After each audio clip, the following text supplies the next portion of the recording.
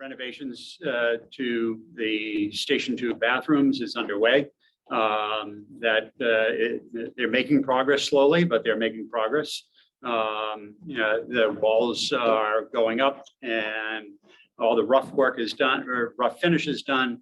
The cement block has been placed. They will be tiling soon, doing some insulation work and some necessary steps to be ready for tiling, but that is moving forward. The projected date for completion was originally September 30 at a job site meeting on Monday.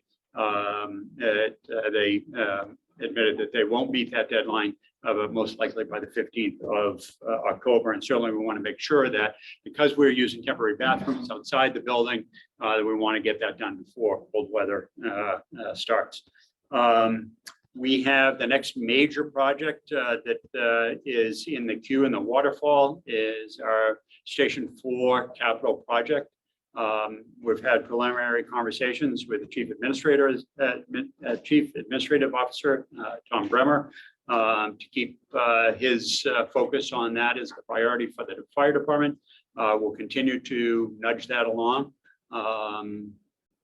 There is some discussion about caps on, or hard cap on, the capital expenditures that are envisioned. So we want to make sure that we are bringing that project, and making that a priority for the town. But that's going to take consistent pressure on our part to make that happen. We do have, as you know, a fire pumper under construction, and we're expecting that to be delivered by January 1st. And because of the normal cycle every 2 years replacing a capital piece of equipment, we have another pumper that is in the queue for funding in next year's capital budget. So we'll be moving that forward. And those are the highlights, and I'll leave it at that. I know that there is a long presentation ahead, so unless there are any questions, I'll stop there.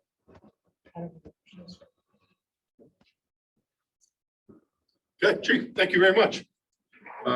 Deputy Chief. So in terms of operations, fire department has had a number of fires since we last met. On Mine Hill, we had a fire caused by gutter heating system. On Toilsome Hill Road, we had one caused by fireworks, which took some of the exterior. On Park Avenue, we had a pool shed next to a building where clearance issues started that. Kings Highway cutoff at Stop and Shop, one in the door heating circuit in the freezer. We had one on Black Rock Turnpike, the side of the building. It's being investigated. At Five Guys in Grassmere, a gas line serving a cooktop caught fire. In all of these instances, you probably didn't hear about them was because of quick response. So great response and great work done by the members. You've been, one of the newest topics has been lithium battery fires. New York City has been at the forefront. Assistant Chief Sherwood went down to hear a presentation for 2 days this week, and he's bringing back some information on that. We will also be giving some training for all the hazmat techs. They'll get a half a day of training in October, and the county tech get a full day in October, the county techs. Chief officers attended a threat assessment symposium that was at Sacred Heart Theater. It was hosted by the Secret Service and Fairfield Police. It was on school threats, response, and prevention. There had been numerous incidents caused by aerosol fires by kids in woods and near buildings and schools. And our fire marshal's office had been alerted by members in the field. It was investigated by the fire marshal's office in conjunction with Fairfield Police. Police have identified suspects and have intervened with these juveniles. Last week, Rescue 1 was involved in a motor vehicle accident on Post Road. Fortunately, there were no major injuries, some property damage and damage to our rescue to our spare rescue vehicle. In the personnel realm, we've, as you know, we've processed candidate Michael Waugh. He's at this Connecticut Fire Academy until December 9th. Firefighter Chris Darrow, he was a lateral from Bridgeport. His father and grandfather served here. He just finished the end of his probation and received 100% mark on his probation performance evaluation. So we're very happy to welcome him here as a full-term member. Donations in your donation packet, you'll see a donation there, but in addition, there was a donation of $150 from the Fairfield Beach Residents Association. So somehow that can be added to the other one that's there. That's it. Questions for the deputy chief? Okay. Southport? No. Strathfield? No. Okay. I don't know if I need a motion or not, but I would like to flip-flop the CERT report and local 1426. I need a motion to do that. I think the chairman can do that. Okay. In that case, Norma, you're up. We're gonna let you go first. And this way, if you want to hang out for the local 1426 presentation, you could. If not, you can drop. Norma, you're up. Thank you very much for that courtesy. Let's see, just catch you up on what CERT has been doing. Back in June, CERT assisted with the half marathon. In June, they were also presented by a community, by Rotary with a community service award. Let's see, there was a membership meeting in June. Also helped with the Memorial Day and the fireworks. And they also assisted with the 5K on July 20th. The other thing that we've done recently is we've been exploring using a CERT Surveyor. It is an app that's designed by community responders. Some of you may be familiar with it, or something maybe for the professionals to use. It's used for collecting info to coordinate search and rescue operations. It uses standard FEMA icons. You can take a picture of a location and it sends it back. It IDs waypoints on a map and it can track things. So our CERT, Fairfield CERT radio group has been exploring using that. And if it works out, we'll show the whole team how to use that. Quickly going forward, we're going to be participating in the United Ride, assisting Wilton with mutual aid. We're going to be assisting on the field day, September 19th, which most of you probably already know about.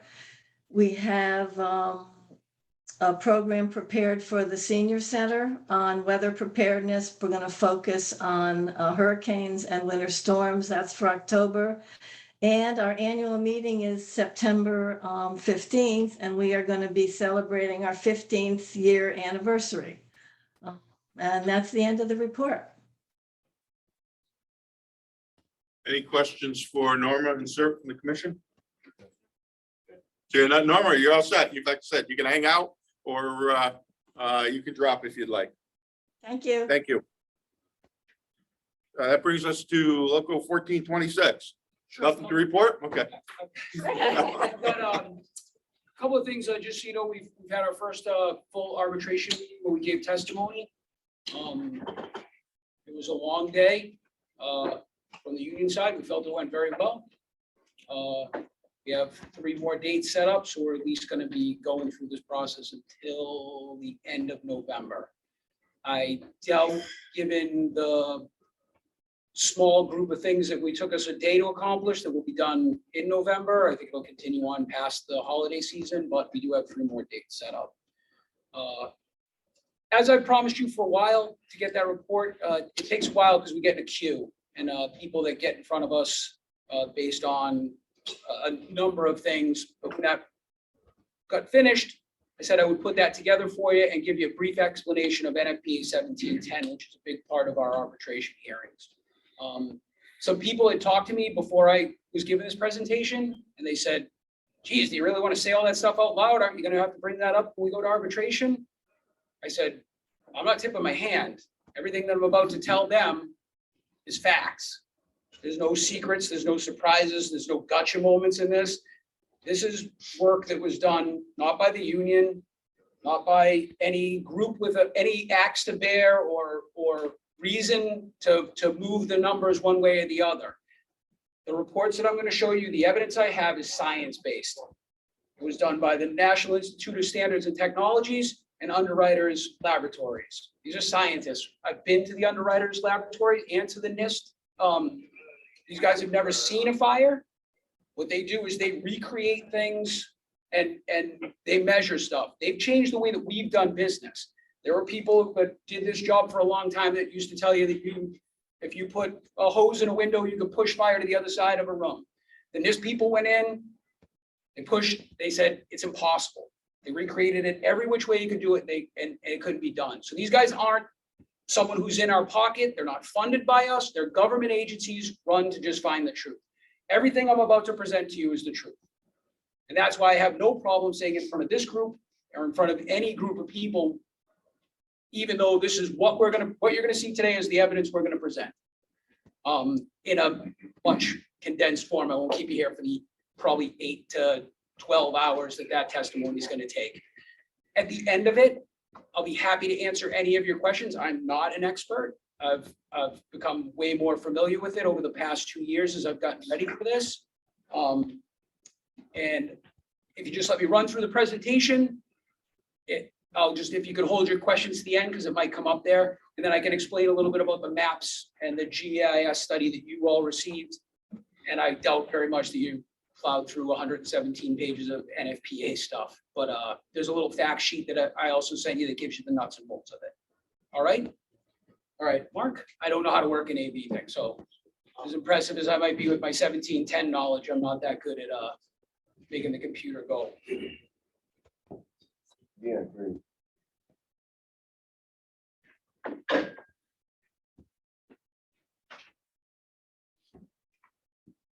Well, Mark's getting that ready a little bit. The NFPA is the group that puts together all of our standards. Everything that we do is NFPA. You'll hear things that I'm sure that I'll hear in a couple of weeks, that the NFPA doesn't make laws, right? They're guidelines. They're the guidelines that we follow for every other thing that we do in the fire service. We don't buy gear that's not NFPA approved. We do not buy fire trucks that don't meet NFPA qualifications. We don't put on helmets that don't have it. When they run a fire out here, they follow the NFPA standards for live fire drills. If they don't, and someone gets hurt, there have been people who've been found criminally negligent for not following these standards. These are the only standards there are. There isn't a second set of information to say anything in here is not true. Going to give you an idea, just before you start that, Mark. You hear a lot of things, especially from people that have been around the fire service for a long time. Oh, we used to go in without masks. We used to go in with a booster line. We used to do it this way. We used to do it that way. Fires are not the same as they were 30 years ago, or 40 years ago, or 50 years ago. This video is going to demonstrate it quite clearly. What you have on the left side of your screen is old style furniture, cotton, wool, wood. The other side is the furniture that we use today, which is plastic and hydrocarbons compressed into cushions.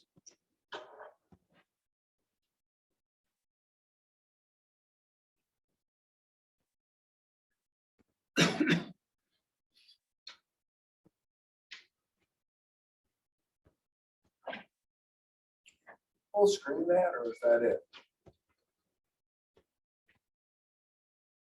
Yeah, there you go. Thank you, sir. Thank you. Right at the beginning, one on the right looks a little worse. It changes dramatically. Left, right? I'm sorry, my left. Yeah. When you're sitting backwards, it's your right.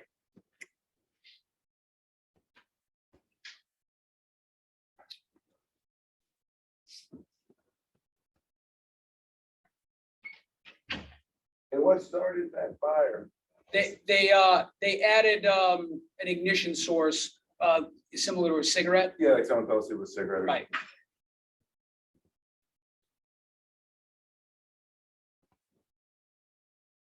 Mark, I'm gonna ask you to stop that video in just a second now. All right. If the fire alarm went off immediately and we were to get the call immediately, this is when our NFPA standards say we should be showing up at that house 4 minutes in. Go ahead, Mark. That means everything had to go right.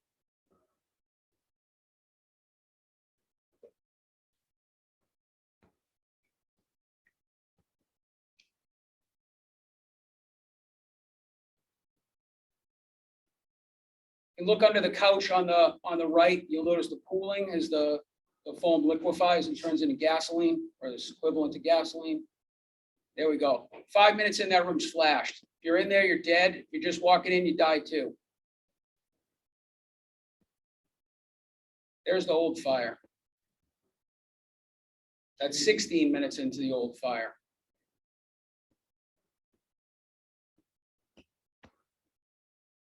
Approaching a half an hour now.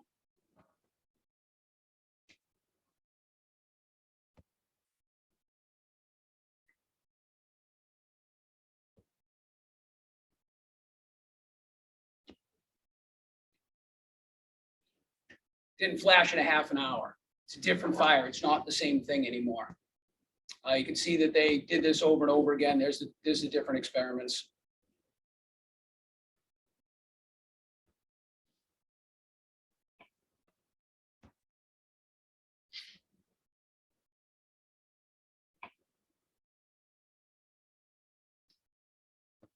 Some other things that have changed drastically in our business over time.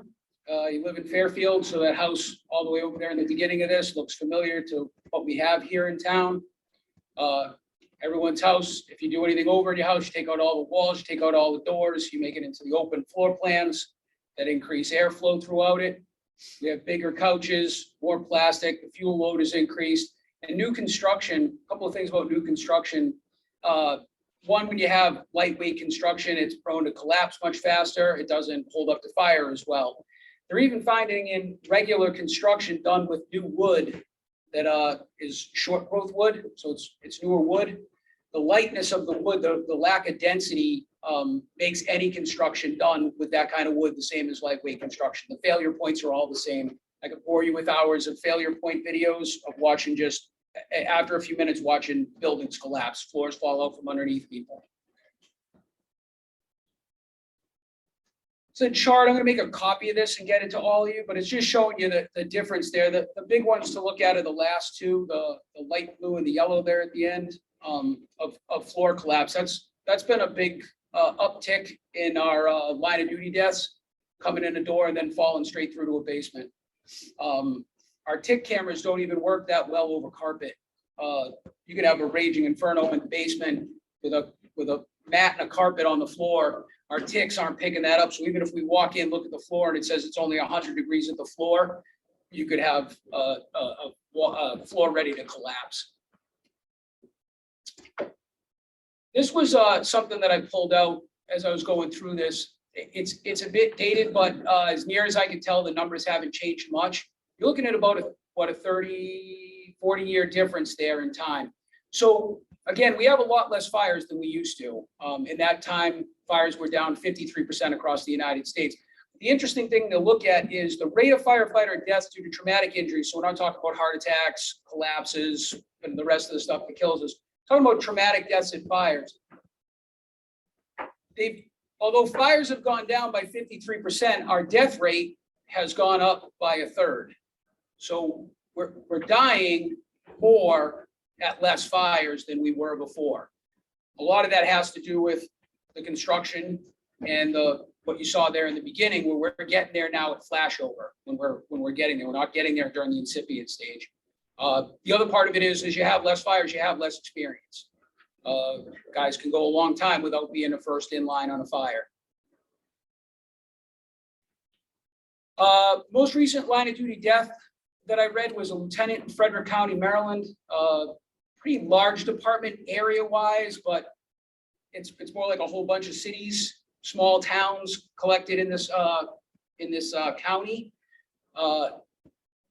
NIOSH, who does a report on all line of duty deaths, at the end of their reports, their reports are usually a couple hundred pages long, but at the end, they put in recommendations, things that they believe led to the cause of this line of duty death.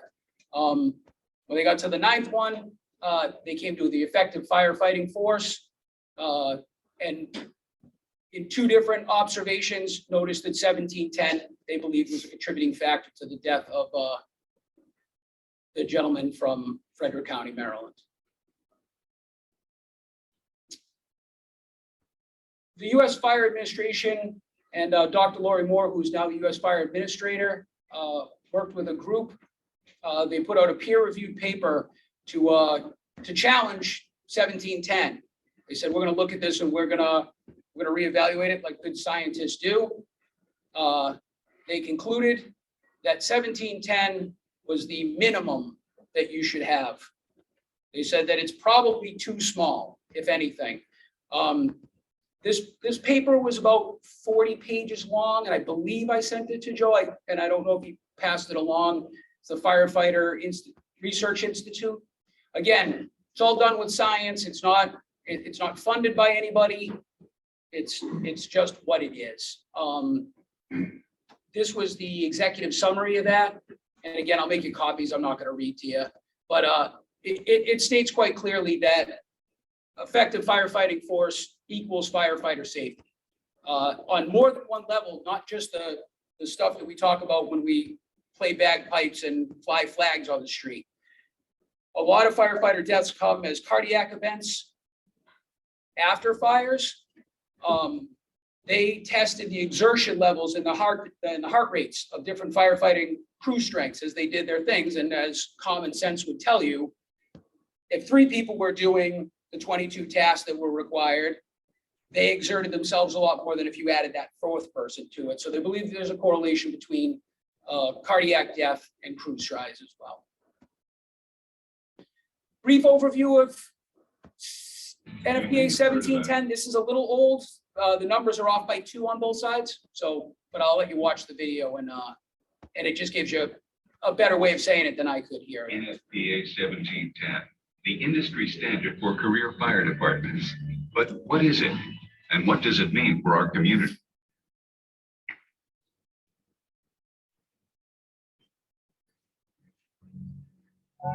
Your house is on fire. It's your worst nightmare. In just 3 minutes, a fire can grow 16 times larger than when it started, and it continues to grow bigger and faster every second. Once the clock starts ticking, there's a shrinking window of opportunity to save lives and property. You want a full crew of firefighters to put it out quickly, or you may suffer a catastrophic loss. But how many are enough? 50, 20, 40? How do you decide? Fortunately, there's an internationally recognized industry standard. It's called NFPA 1710, and it's based on scientific evidence and research that establishes how many firefighters are needed to put out each fire and rescue anyone trapped. At a fire scene, you want a firefighter doing every job that needs to be done to save you and your house. And at a fire, there's a lot that needs to be done, like stretching the hose, hooking to a fire, searching for trapped people, venting the hot gases, and much more. For a low-hazard single-family house fire, NFPA 1710 specifies a minimum of 15 firefighters dispatched in the initial alarm. At an open-air strip shopping center or garden apartment fire, the standard specifies a minimum of 28 firefighters dispatched in the first alarm.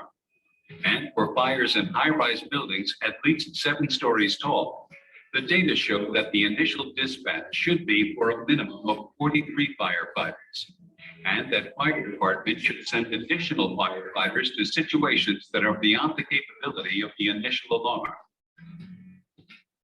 When considering crew size on each engine and truck responding to a fire, the standard says that in low hazard response areas like residential neighborhoods, the required number of firefighters on each fire engine and truck is 4. In areas with a high number of incidents or geographic restrictions like narrow roads, single access bridges, or islands, A minimum of 5 firefighters on each fire engine and ladder truck is required.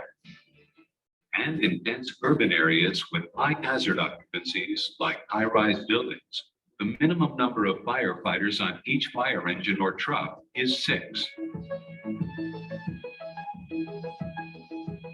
Regardless of the type of property, 1710 also sets the time of arrival on scene within 4 minutes for the first engine with 4 firefighters. The 1710 standard for both response time and crew size is based on scientific evidence, not opinion. The National Institute of Standards and Technology, known as NIST, and its partners conducted extensive research to document the optimal crew sizes for various types of structures.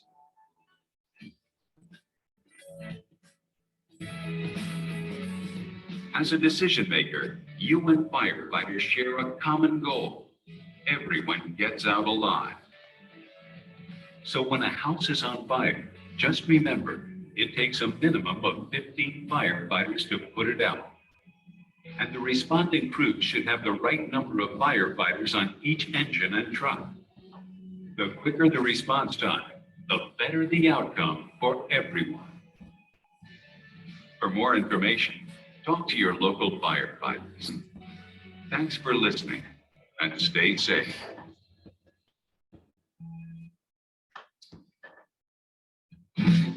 You may have heard about NFPA 17. Thank you, Mark. All right, so we talked about the NFPA, and that's a standard. It's a standard that everyone's held to. 2 in, 2 out isn't a standard. 2 in, 2 out is a law. Code of Federal Regulations 1910, 134G, Section 4. It says that for every 2 people that go into immediately dangerous to health or life in IDLH atmosphere, there needs to be 2 people on the outside.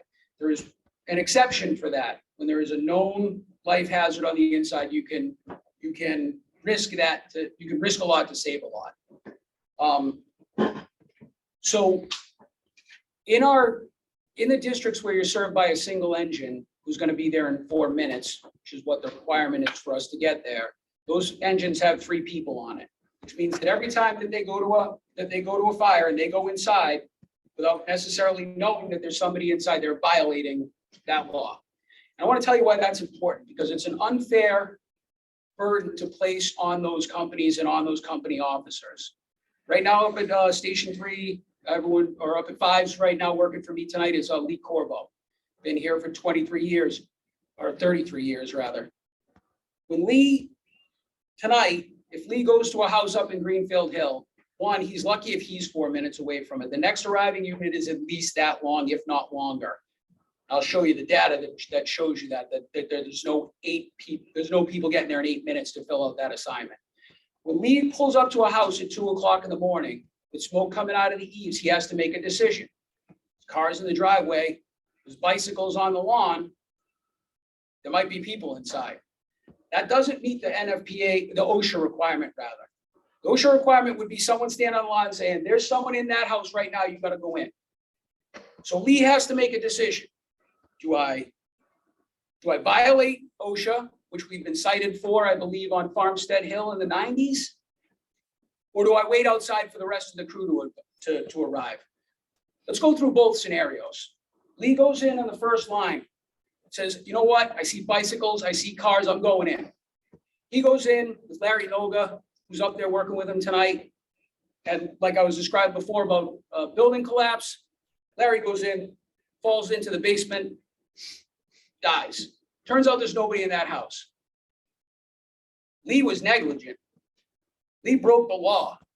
Lee could be held liable for that. So that's scenario 1.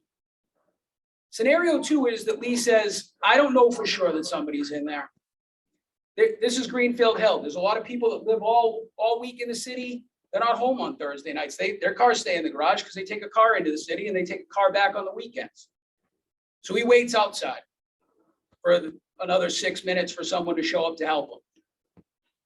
That other crew gets there, Lee gets through the door and finds a family down on the floor. Now he has to live the rest of his life thinking, was I a coward because I didn't go in and do that? And that's not fair to do to Lee. One person makes that difference. One person on the truck. Not 70 more guys, not an army showing up. One more guy lets him go through that door. Instead, he has to make that choice and then suffer the consequences for however that turned out. This is your protection right now. That's all of the town that is covered by 2 in, 2 out inside of 4 minutes. If you're lucky, maybe you look in your streets on there. Good for you. I'm going to go back a second. I'm going to show you these maps now. I want you to understand these maps paint the rosiest picture possible. Yes, they were produced by the IFF, but when they do these maps, the considerations are that every single fire truck is in its fire station and ready to go. We do, on average, 8,000, 9,000 calls a year. We're not always in the station, but this assumes that we're all there and ready to go. The other thing is, when we did the traffic for this, because they keep the standards the same all the time, when they did the traffic patterns, they do 2 years and they average it out over 2 years. Well, one of our years was 2020 as we prepared this. Well, it was COVID, there was no traffic. So really what you're seeing is half traffic. Because 1 year came in at next to 0 compared to a regular year where we got back to normal. So when I show you these pictures, this isn't, oh, well, they're trying to make it look worse than it is. We're actually making it look better than it actually is. So here you go. That's what we can cover right now. Those are the people who at 2 o'clock in the morning, inside of 4 minutes, they can get 2 in, 2 out. And the reason that we're covered like that with 3-man companies is because those are the places that have more than one company in the firehouse that are within 4 minutes of the firehouse. This next map is if we add 4 firefighters to each apparatus. Specifically in this picture, if you just added that 4th person to engine 5, to engine 3, Mark, if you can bring the cursor over to engine 3, there we go, and to engine 4. You have a 70% increase in your coverage. 3 people. If you give me 3 people, I'm giving you 70% more coverage to the town. We might not put your house out, but we got a chance of getting inside, getting in line on the fire and getting people out of that house. Low hazard alarms. These are your residential structure fires. Again, we paint the rosiest picture. We're not,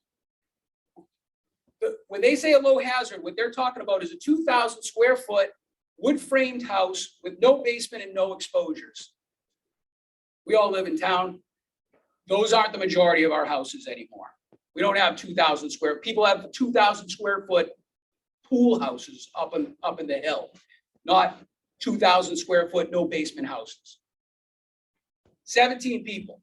In that first picture, you're seeing what we cover. That's everybody you can get, 17 people within 8 minutes. The next picture is adding 4 people to each apparatus. You see that we still, the north, east, and west part of the town still don't have enough coverage, but you know, the majority of our population then gets that low hazard coverage there along the I-95 corridor. Medium hazard. Anyone who follows the news here in town, this is all we're building, right? 830 Gs, 5 stories. Let's see. This morning I read in my newsletter, I didn't really read it, someone pointed it out to me, but then I read it. But the town has created a transit-oriented development overlay zone around the Fairfield Metro Center, allowing for multi-story mixed-use developments with residential densities up to 50 bedrooms per acre. That's a lot of people stuck in a building that's too tall for us, that we can't protect those people properly. I have my own political opinions aside about housing and income and everything else doesn't matter. Whoever lives there is not being protected properly. And this doesn't, you'll hear, well, but they're sprinklered and they have this and they have that. The NFPA takes all that into consideration. It doesn't change these numbers. Here's the thing. If you gave me everything I asked for, we still can't do this. Right now, when we dispatch everyone in town, we have 23 people. We can't bring 28 people somewhere when we only have 23 of them. And we're not gonna do it inside of 8 minutes. You'll hear Magic talk about, well, mutual aid this and mutual aid that. If all our trucks can't get there in 8 minutes, how's someone from another city gonna get there in 8 minutes? They're not any closer, they're further away. I'm gonna show you a map of what we can cover with the entire town inside of 8 minutes. That's it. Those people can get everybody within 8 minutes. It's 3% of the roads. By the way, inside of that area there is none of those medium hazards that we were talking about. Next slide, Mark. Hey, we're having a party. I meant to invite the fire commission. First. I got the, right here. Thank Yeah. you. Yeah, Sorry, I'll be there. that's my fault. If you could respond to Bob Smith sometime. next week or No so. problem. All right, that's my very brief presentation. Does anyone have any questions?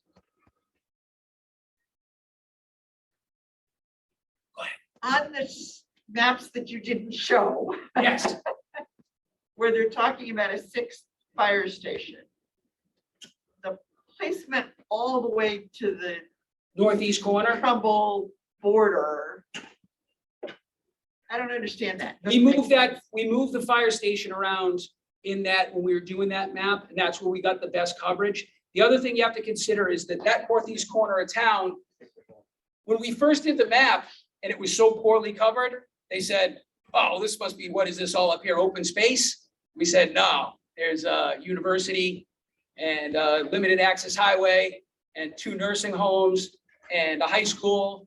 And they said, oh my God, you don't have any coverage up there though. So, you know, Yeah. that was placed there. And it was a place that we thought we could stick a fire station if we were to ever move forward with something like that, because it's up by that, where there's some open space up by the, like, I'm gonna still call it GE because I'm old, but by the west campus of Sacred Heart. It allows us to get on the Merritt Parkway much easier from there too. We spend a lot of our time doing calls. 1710, just so that we, you know, we're talking about fires most of the time because that's where people are gonna get hurt. 1710 also applies to medical calls. Had it not been super busy tonight, what I was planning on doing was having AMR show up here and having these guys bring in their medical equipment. You'll see they bring in cardiac compression device, another 40-pound bag that has all our EMS supplies in it, a defib. AMR, those are our 3 people. AMR brings in a giant med bag, a monitor, the 12-lead monitor that's about this big, and a stair chair. That's those 2 people. That's 6 things. And we got 5 people. And we still haven't talked about the person that we're there to see, because they got to get out too. We're understaffed on everything we do. Company officers, again, I am one, so it's something that I live. At a structure fire, if you're first in, you can't be a supervisor. It's impossible, because you have to be a hose humper. Right, as the guy's dragging the hose in, I can't stand behind him where I'm supposed to be, watching fire conditions and watching what he's doing. I have to run back out. I got to make sure the hose isn't caught on a door or on a couch. And you're just pulling that back and forth. We need the staffing. Yes. I understand. I think we all understand it and appreciate that. Seeing how you guys were at arbitration at this point, you present this to the arbitrators, is that? This is a very condensed version. I understand. Oh, yeah. Yes. So it'll be This is your that, case that when it does come up for arbitration, we will plead this case to the arbitrators Right. and hopefully. and I thought that, you know, as the body that has. Yeah, no, I really, Yeah, yeah, I no. wanted you to know. Yeah, 100% appreciate it and understood. Yeah, but this will be part of our arbitration. So with the arbitration and the ask, if, let's say, arbitration meets someplace in the middle, does that give you everything that you need? No, there's no way. We understand completely. We're not gonna get everything we need. I understand that. Yeah, we're gonna hope to make changes like we have. When I got here, 21 years ago, there was only 2 guys on engine 4 with no supervisor. There was only 2 guys on the rescue. The fire marshal's office had 2 people in it. We've added 2 more there, gotten up to at least everybody to 3 men on a company. So what we're looking to do is now we think is the time to push forward, especially with the growth in the town, to start to bring ourselves up to the standards that are required. No, completely understood. Any other questions from the commission? No? Thank you very much. We appreciate it. I know we were going back and forth during those 2 months off and everything. All the documents that you sent me, Yes. I did forward them off to the commission in advance so that they can peruse it before tonight. So everybody had a electronic copy of what you sent me. Thank you. You're welcome. Thank you all for coming. And good luck with your negotiations. Arbitration. Yeah. It's still negotiating there. Okay, so no other questions for 1326 on any other matter besides the presentation, as long as he still has the floor. Anything, I got nothing else, but I'll answer any questions you have. Want to make sure. We have them here now, so if you have questions, now's the time. Okay. Being said, we are going to move on. Next on the agenda is donations. I have a donation of $500 from Griswold and a donation of $150 from Fairfield Beach Association. Can I get a motion to approve? So Motion made, seconded. All in favor? Aye. Motion carries unanimously. Okay, old business. no updates on charter. You're seeing what's in Yeah. the public domain, and that's kind of where we left it. We can't get any farther than what the charter revision committee Do we is. know if that's going to be on the ballot in November? I believe so. Okay. All right, That's the latest. all right. New business. Consider approval of firefighter Charney. Is that how you pronounce it? Yeah. Yeah, Charney, promotion to the position of lieutenant. We have a existing list that was promulgated by the commission, been signed off by the commission. Unless there is some reason that we shouldn't follow that, I'd like to entertain a motion for approval. So moved. Made, seconded, all in favor? Aye. Opposed, abstention, motion carries unanimously. Thank you. We are now to the public comment section. And I will consider all the guys from 1426 part of the public now. So if you have any comments or anything. Okay, no comments. Next, to hear and consider and act upon any other business that shall come before this meeting. Anybody have anything else from the commission? Nope. Well, actually, I have one thing, and it's just to the invite from the 1426. I made copies of that and I handed out. That was not in your package. That was something I handed out tonight. Okay. And then other than that, I will entertain a motion for adjournment. Motion's made, seconded. All those in favor? Stand adjourned.